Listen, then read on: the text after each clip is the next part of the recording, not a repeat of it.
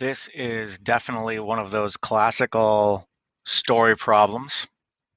So what you have is you've got the boat puttering along at 20 in still water, and then you've got different amounts of distance, right? That's a rate.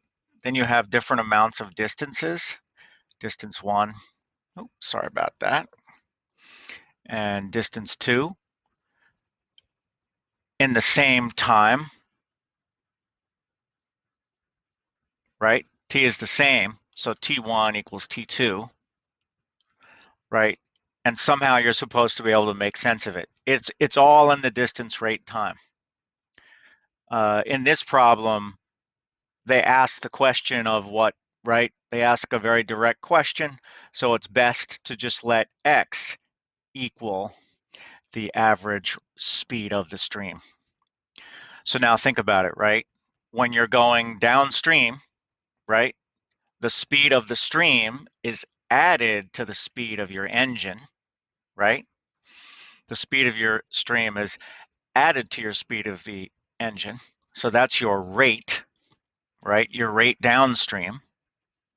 The distance downstream is 47 kilometers. So your distance downstream divided by your rate downstream is the amount of time it took for you to go downstream. And of course, same thing upstream, right? If you imagine yourself going upstream from where you started, the water's going against you. So your rate down the river, right? Your river rate is subtracted from your engine's rate, right? Instead of adding, you're subtracting. If it's going 5 kilometers an hour flowing towards you, your engine is pushing the water at 20 kilometers an hour.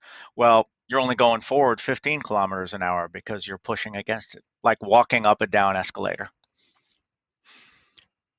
So the rate of speed going downstream is 20 minus x.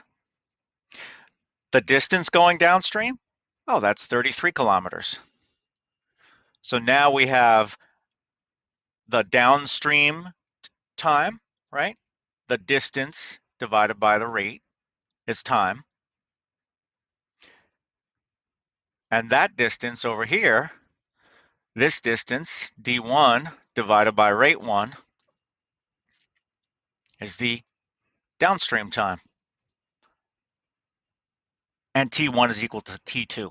So all we have to do is set these equal to each other. I will leave it as an exercise to the reader to go ahead and finish this up. The arithmetic is really not that bad, right? You start with the cross multiply, so you're already at a linear equation, you know, after one step. So it can't be too bad, right? And where's my x's? There's my x. And plus 660. I mean, you can almost see, right? The 660 is going to subtract from the 940. The 7x is going to add to the 33x. You think it's a coincidence that 7 and 3 make 10, right? It's going to end in 0. They're trying to make things easy for you, as they often do when you set it up correctly.